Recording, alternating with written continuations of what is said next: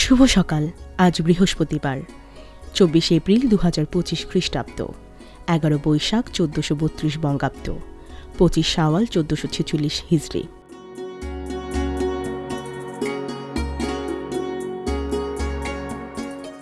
আজ Rana plaza tragedy দিবস। ২০১৩ সালের ২৪ এপ্রিল সাভারে অবস্থিত রানা প্লাজা নামক একটি ভবন ধসে পড়ে। ভবনটিতে গার্মেন্টস কারখানা, ব্যাংক ও দোকান ছিল। এই দুর্ঘটনায় ১১৩৪ জনের মৃত্যু হয় এবং হাজার হাজার মানুষ আহত হয়।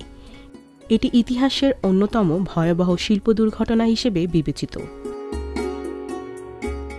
আজ ক্রিকেটার শচীন টেন্ডুলকারের জন্মদিন। ২৪ এপ্রিল ১৯৭৩ সালে ভারতের মুম্বাইয়ে জন্মগ্রহণ করেন কিংবদন্তি ক্রিকেটার শচীন টেন্ডুলকার। তিনি আন্তর্জাতিক ক্রিকেটে অসাধারণ সাফল্যের কারণে ক্রিকেট ঈশ্বর নামে পরিচিত।